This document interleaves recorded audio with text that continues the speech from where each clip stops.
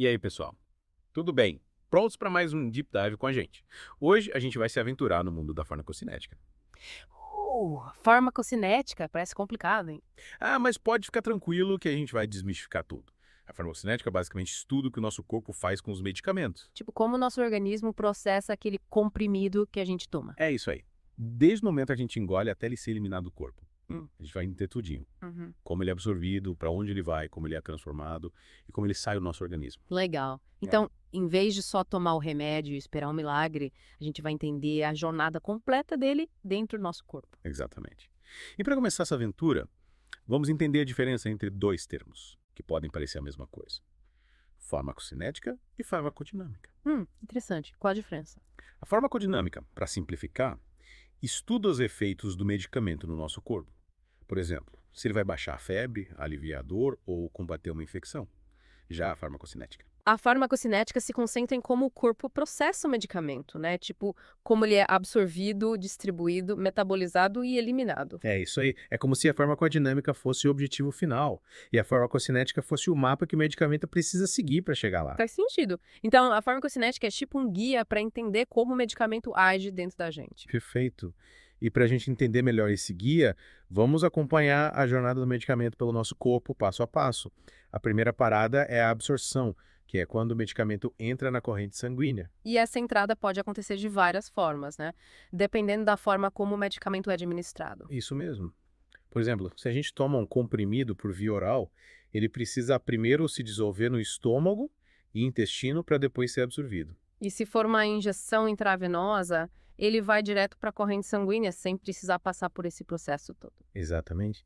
E essa diferença na via de administração influencia na velocidade e na quantidade de medicamento que chega no sangue. E tem outro fator importante que a gente precisa considerar: o efeito de primeira passagem. Efeito de primeira passagem. O que é isso? Imagina que o medicamento, depois de ser absorvido no intestino, passa pelo fígado antes de chegar na circulação geral. O fígado é tipo um porteiro que decide quem entra e quem não entra. Em parte, sim. O fígado é um órgão super importante na metabolização de substâncias, incluindo medicamentos. Então, parte do medicamento pode ser metabolizado pelo fígado antes mesmo de chegar no resto do corpo. Caramba, então a quantidade de medicamento que realmente chega no sangue para fazer efeito pode ser menor do que a dose que a gente tomou. Exatamente.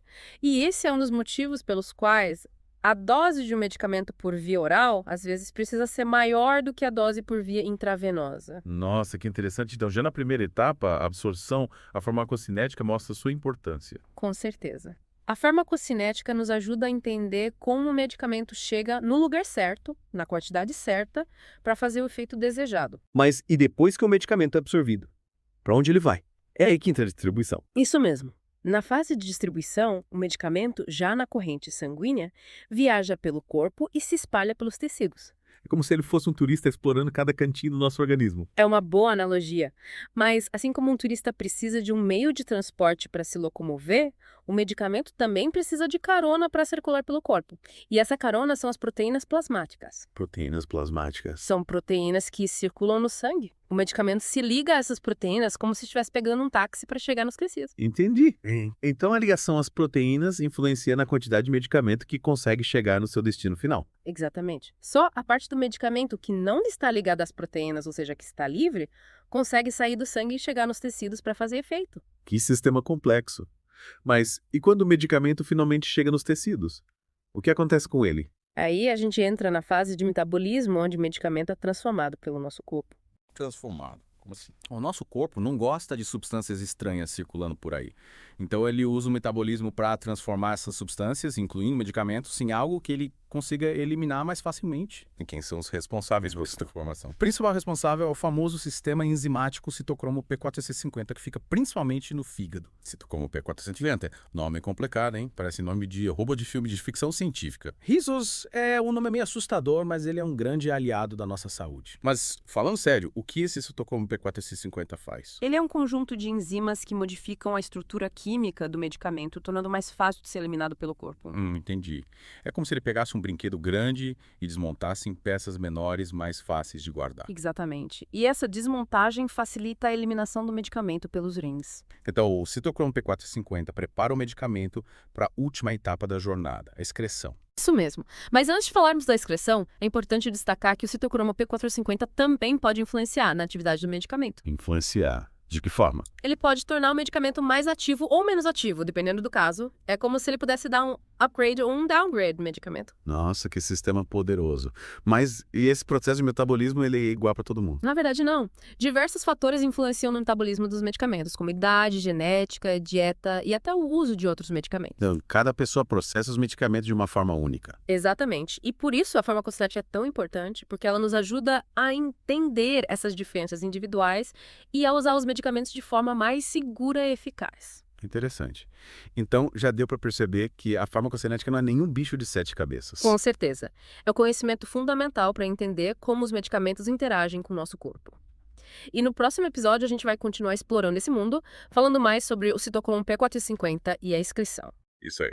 Fiquem ligados para a parte 2 da nossa imersão na farmacocinética. De volta ao The Deep Dive. No último episódio, a gente desvendou os caminhos que o medicamento percorre dentro do nosso corpo. Absorção, distribuição. E hoje, como prometido, vamos mergulhar de cabeça no intrigante sistema citocromo P450. Sim, aquele com nome de filme de ficção científica. Mas brincadeiras à parte, fiquei curiosa para entender melhor como ele funciona e qual o impacto dele na nossa vida real. É fundamental. Para entender a importância dele, precisamos lembrar que o nosso corpo está sempre tentando se livrar de substâncias estranhas, incluindo os medicamentos. E o citocromo P450 entra em ação para modificar a estrutura química desses medicamentos, tornando-os mais fáceis de serem eliminados. E ele dá uma repaginada no medicamento para que os rins consigam eliminar ele mais facilmente. Perfeito. É como transformar um móvel grande em peças menores, mais fáceis de descartar. E essa repaginação acontece principalmente no fígado, que é onde o citocromo P450 atua. E por que esse sistema tem esse nome, né? Citocromo P450 Index. O nome vem de uma característica específica. Essas enzimas absorvem a luz num comprimento de onda específico, 450 nanômetros, quando estão na presença de monóxido de carbono. É como se elas tivessem uma assinatura que os cientistas conseguem identificar. Interessante. Então, nome complicado tem uma explicação. Mas me fala, esse citocromo P450 metaboliza qualquer medicamento? Na verdade, não. O citocromo P450 é uma família de enzimas, cada uma com suas características. É como se fosse uma equipe com vários especialistas, cada um responsável por lidar com um tipo específico de medicamento. Ah, entendi. Cada equipe com sua especialidade. Exatamente. E essa diversidade garante que vários tipos de medicamentos sejam metabolizados. Mas, e se essa equipe não estiver completa? Ou se alguns membros estiverem de folga, isso pode afetar o sistema. Com certeza. É aí que mora o perigo das interações medicamentosas. Lembra da toranja? A toranja. Ah, sim. Ela bloqueia a ação de algumas enzimas do citocromo P450, não é? Isso mesmo. A toranja contém substâncias que inibem a ação de algumas enzimas do citocromo P450, principalmente a CYP3A4. E essa enzima é responsável por metabolizar vários medicamentos, como alguns para colesterol e pressão alta. Então, se a gente toma um medicamento que é metabolizado pela CYP6A4 e bebe suco de toranja, a enzima fica bloqueada e o medicamento não é metabolizado direito. Exato. E se ele não é metabolizado, pode se acumular no organismo e aumentar o risco de efeitos colaterais. Nossa, então a toranja que parece inofensiva pode ter um impacto grande na ação de alguns medicamentos. E não é só a toranja.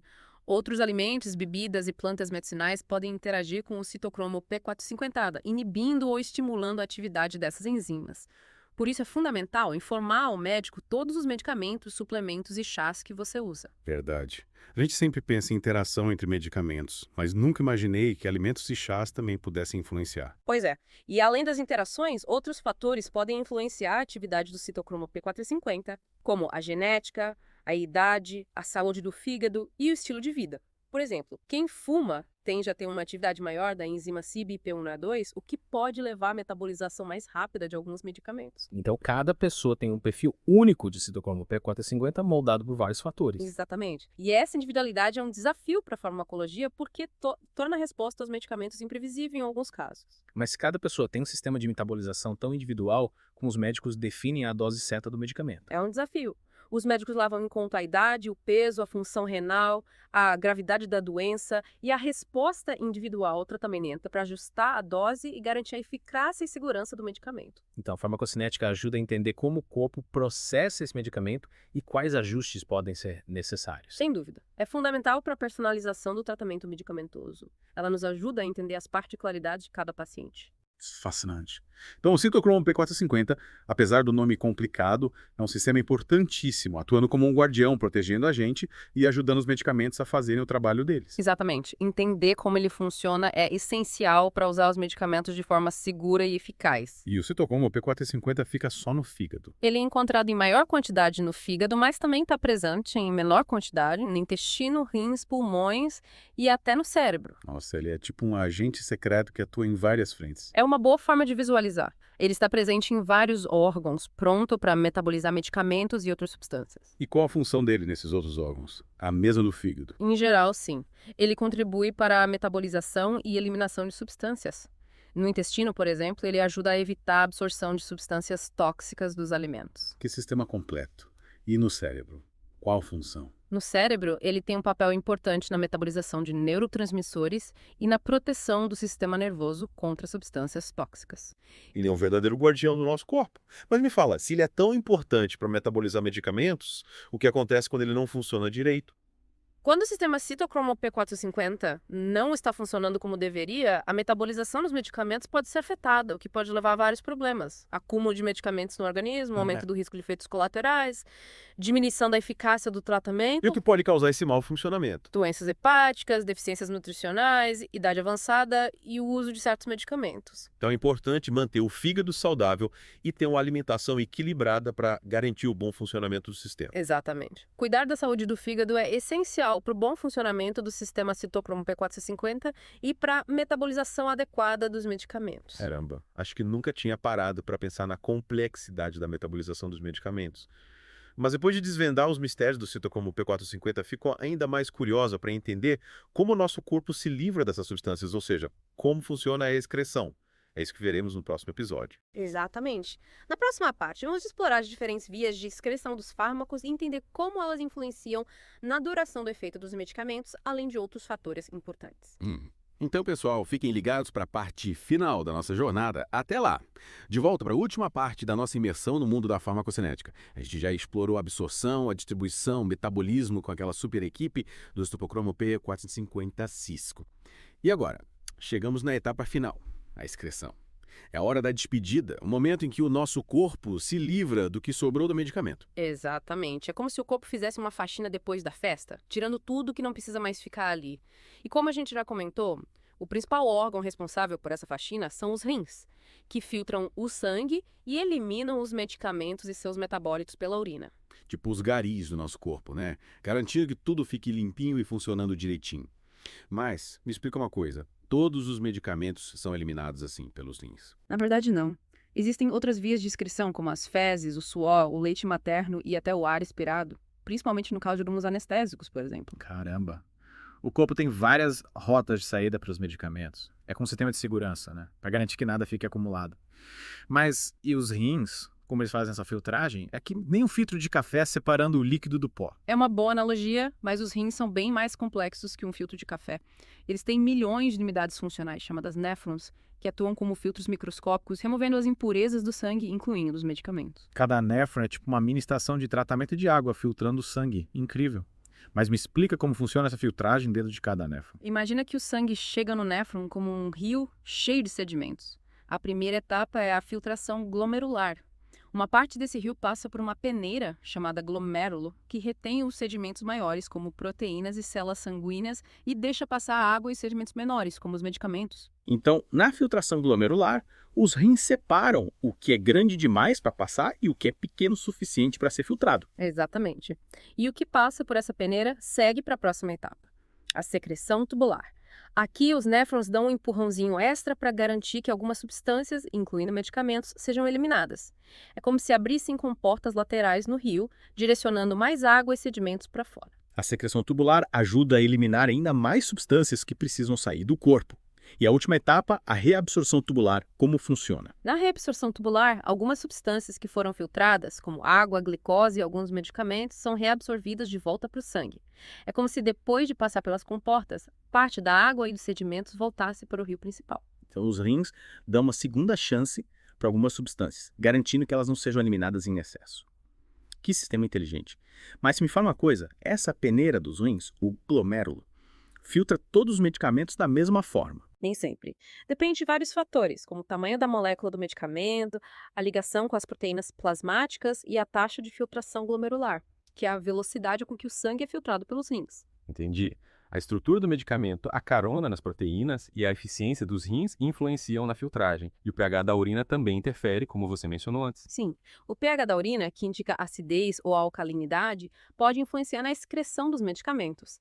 Alguns medicamentos são mais facilmente eliminados em urina ácida, enquanto outros em urina alcalina. E como a gente sabe se o medicamento é mais facilmente eliminado em urina ácida ou alcalina? Isso muda alguma coisa na hora de tomar o medicamento? Essa informação geralmente está na bula do medicamento. E em alguns casos, o pH da urina pode influenciar na forma como o medicamento é administrado. Por exemplo, alguns medicamentos podem ser tomados junto com substâncias que alteram o pH da urina para facilitar a eliminação. Nossa, que interessante. Então, a farmacocinética é importante até para definir a melhor forma de tomar o medicamento. E como a gente já sabe, a excreção, assim como as outras etapas, também varia de pessoa para pessoa, né? Com certeza. A velocidade de excreção renal pode variar bastante dependendo da idade, do funcionamento dos rins e das características do próprio medicamento. Pessoas mais velhas, por exemplo, geralmente têm a função renal reduzida, o que pode levar a um acúmulo de medicamentos no organismo. Mais um motivo para os médicos ajustarem a dose e a frequência dos medicamentos de acordo com cada paciente, né? Exatamente. A farmacocinética é fundamental para personalizar o tratamento, garantindo a eficácia e segurança para cada pessoa. Falando em segurança, imagino que a excreção inadequada de um medicamento pode ser perigosa, né? Com certeza. Se um medicamento não é eliminado do corpo como deveria, ele pode se acumular e causar efeitos tóxicos.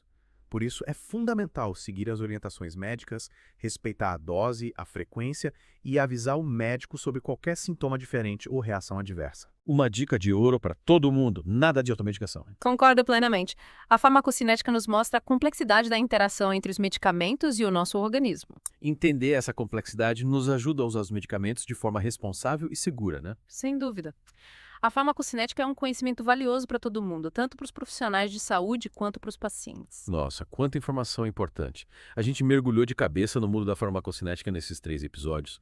Começamos acompanhando a jornada do medicamento pelo corpo, desvendamos os mistérios dos sistemas P450 e entendemos como cada etapa da farmacocinética é importante para garantir que os medicamentos funcionem de forma segura e eficaz. E o mais legal é que agora você consegue entender como os medicamentos interagem com o seu corpo, né? E usar esse conhecimento para cuidar melhor da sua saúde. E a gente aqui no Deep Dive espera que você tenha curtido essa jornada.